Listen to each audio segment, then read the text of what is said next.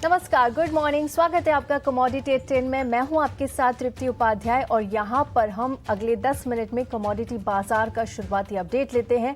सोने और चांदी की चाल आज किस तरह से नजर आ रही है, कच्चे तेल में आपकी क्या रणनीति होना चाहिए और बेस मेटल्स में आज हमारे मार्केट एक्सपर्ट, कमोडिटी एक्सपर्ट आपके लिए क्या खास लेकर आए हैं, ये भी आपको बताएंगे। चलिए कमोडिटी बाजार की शुरुआत कर लेते हैं। और आज देखिए, अगर M6 पर हम नजर डालें तो जो सबसे बजिंग काउंटर है उसमें आप फिर से चांदी को आता हुआ देखेंगे। यहां पर अच्छी तेजी के साथ चांदी में कारोबार हो रहा है, करीब 2% के आसपास की तेजी इस वक्त नजर आ रही है। वहीं गोल्ड की बात करें तो यहां पर भी आप देख सकते हैं आज थोड़ा सा मिक्स रुझान गोल्ड में देखने को मिल रहा है।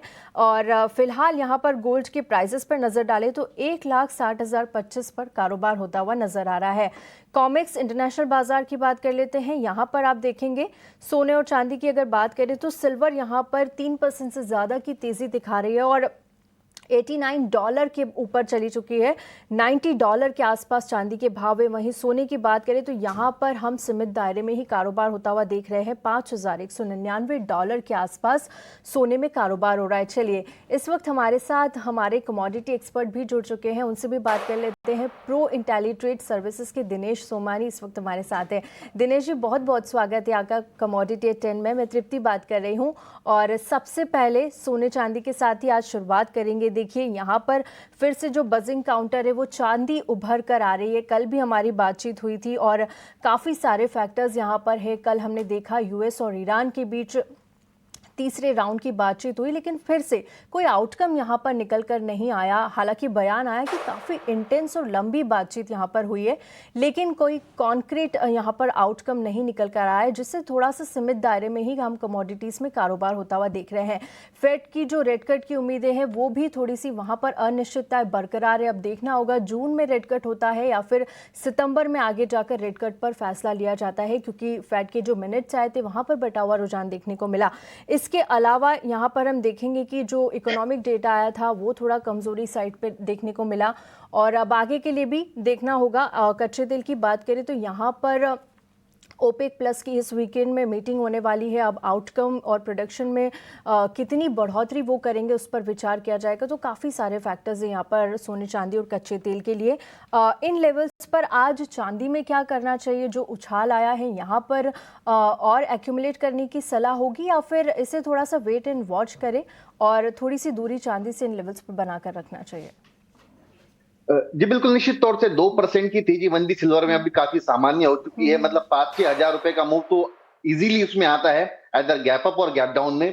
कल के सत्र में हमने देखा था कि इवनिंग सेशन में एक तेज गिरावट आई है, उसके बाद लेट नाइट इसमें दोबारा एक बार रिकवरी देखने मिली है और मॉर्निंग सेशन में दोबारा ये गैप अप खुल के करीब करीब 2 से 2.25% की तेजी के साथ ओपन कर रहा है।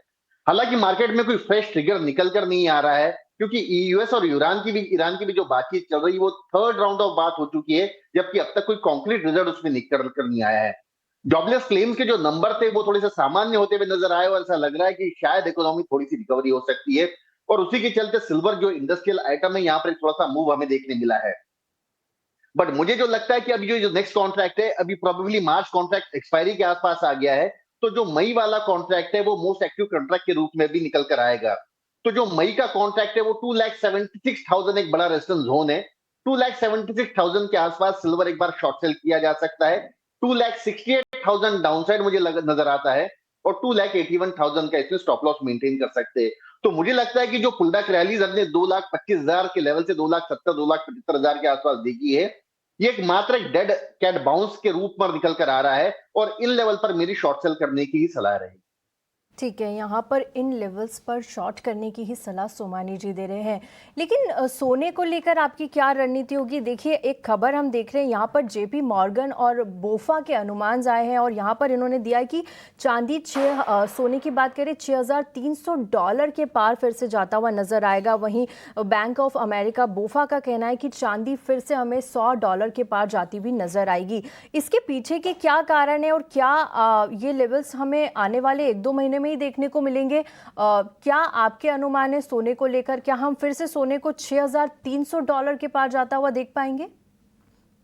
जी मैंने पहले भी कहा कि गोल्ड एक अलग ट्रेजेक्टरी में चल रहा है। गोल्ड जो है सदर के मुकाबले काफी ज्यादा स्ट्रांग है। हम कॉमेक्स का गोल्ड और सिल्वर रेशियो जो कंपेयर करते हैं, जो करीब 80, 90 और 100 हुआ करता था, वो नीचे जाकर 40 हो चुका था। जबकि सिल्वर ने बेहतरीन आउट परफॉर्म किया था और गोल्ड काफी स्टेडी रहा था। अब मुझे लगता है कि गोल्ड आउट परफॉर्म करेगा और सिल्वर आइडर स्टेडी रहेगी और थोड़ी सी डाउनवर्ड ड्रिफ्ट होती हुई नजर आती है। तो गोल्ड जो है बिल्कुल स्ट्रांग है। रही बात इंटरनेशनल $6300 के टारगेट की, तो मुझे हाल फिलहाल लगता है कि अभी हाल फिलहाल कोई ऐसा फ्रेश फिगर निकल कर नहीं आ रहा है जो प्राइजेस को इतना बड़ा एस्केलेशन दे। हो सकता है प्रोबेबली इसमें 1 साल लगे या 1.5 साल लगे। और गोल्ड की जहां तक की बात है, एनुअलाइज कभी भी ये 15 से 14% का रिटर्न देता ही देता है। तो मुझे लगता है $5,000 में अगर 15% भी अगर हम पकड़ते हैं तो $700 साढ़े $700 होते हैं। तो आई थिंक $5800 के करीब करीब हम ईयर एंड में देखने मिल सकता है। हाल फिलहाल 5130 और 5220 यह दायरा मुझे हाल फिलहाल नजर आता है। इंडियन मार्केट की अगर बात करो तो मुझे लगता है कि 1,59,450 ये लेवल पर खरीदारी की जा सकती है। 1,61,000 और 1,62,000 के अपसाइड टारगेट प्रोबेबली 4 से 5 दिन में देखने मिल सकते हैं और 58,700 का इसमें स्टॉप लॉस मेंटेन किया जा सकता है। ठीक है जी, आप लगातार बोल रहे हैं कि चांदी के मुकाबले यहाँ पर सोने में मजबूती है। इंटरनेशनल मार्केट में फ़िलहाल 5,120 से 5,130 तक के टारगेट्स आप सुझा रहे हैं। ये मैंने सही बोला है ना? 5,130 आपने बोला है ना सोमानी जी, सोने के लिए? मैंने कहा ये दायरा है 5130, ये डाउनसाइड में बार बार यहाँ से सपोर्ट लेता है और 5220 के आसपास ये रेजिस्टेंस लेता है। ये कॉमेक्स की लेवल है। और इंडियन मार्केट की अगर बात करो तो मुझे लगता है कि 1,59,450 ये बाइंग लेवल है। 158,700 का स्टॉप लॉस, 1,61,000 1,62,000 अपसाइड।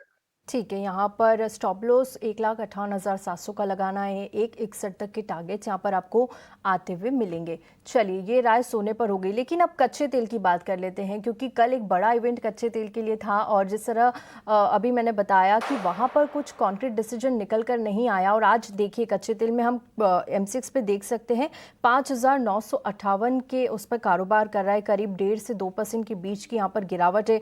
वहीं इंटरनेशनल बाजार की बात करें तो यहाँ पर देखिए ब्रेंट का भाव 70 से $71 के बीच में जाता हुआ दिख रहा है। WTI क्रूड की बात करें तो $65 पर कारोबार कर रहा है।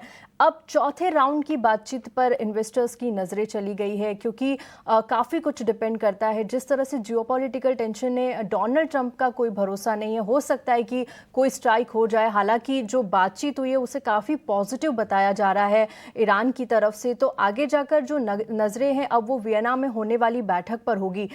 इस तमाम जो जितनी भी चीजें चल रही है इस दौरान अब कच्चे तेल में कोई रणनीति बनाना चाहिए या फिर अब पूरी तरह से यहाँ पर डिसीजन कोई आने दे, उसके बाद ही लेवल्स पता चलेंगे कि आने वाले दिनों में क्या रहेंगे? डिसीजंस और पॉलिटी मीटिंग के आउटपुट ये आते रहेंगे, लेकिन अगर हम लेवल्स की बात करें तो क्रूड में स्ट्रेंथ बिल्कुल है। कल भी 5820-30 के आसपास आने के बाद एक तेज बाउंस हमने देखा है, जो ऊपर में 6088 के लेवल्स आते हुए देखे हैं। तो आई थिंक स्ट्रेंथ तो बिल्कुल है क्रूड के काउंटर में। यहाँ से 5915 के आसपास अगर आता है तो एक बार बाइंग का अवसर मिल सकता है। 5850 की स्टॉप लॉस मेंटेन करके 60206100 ये अपसाइड दोबारा हमें देखने मिल सकता है। अंडरलाइन काउंटर में स्ट्रेंथ बिल्कुल है। न्यूज बेस में इसमें स्पाइक्स आते हैं, लेकिन हर डिप में एक बाइंग का अवसर बन सकता है। ठीक है, न्यूज़ की वजह से हम यहाँ पर काफ़ी उतार चढ़ाव देखते हैं, लेकिन 5915 के लेवल्स पे आप बाय कर सकते हैं। कोई गिरावट पर बाय की सलाह। एनजी में भी सोमानी जी फटाफट से एक राय रख दीजिए, इन लेवल्स पर क्या करना चाहिए? देखिए आज फिर से थोड़ी सी तेजी जरूर नजर आ रही है नेचुरल गैस में। थोड़ा सा अप मूव जरूर है, ₹1 ऊपर ट्रेड कर रहा है, लेकिन काउंटर काफी सुस्त है, एकदम बहुत ही सीमित दायरे में और डाउनवर्ड ड्रिफ्टेड ट्रैजेक्टरी में ट्रेड कर रहा है। 264 में शॉर्ट सेल किया जा सकता है 272 के स्टॉप लॉस से। 244 तक के लेवल्स डाउनसाइड हमें देखने मिल सकते हैं। यहाँ पर एनजी पर ये राय सोमानी जी की तरफ से। चलिए इसी के साथ कमोडिटी 10 को यहीं समाप्त करेंगे। सोमानी जी आपका बहुत बहुत शुक्रिया हमारे साथ जुड़ने के लिए और तमाम कमोडिटीज काउंटर पर अपनी सलाह देने के लिए। शुक्रिया सर। Thank you. चलिए फिलहाल वक्त एक छोटे से ब्रेक का, और ब्रेक के बाद हमारे साथ हमारे जो खास सेगमेंट है मार्केट के महारथी, वहां पर हमारे साथ जुड़ेंगे आनंद राठी वेल्थ के जॉइंट CEO फिरोज अजीज। आप बने रहिए हमारे साथ, चल लौटते एक ब्रेक के बाद।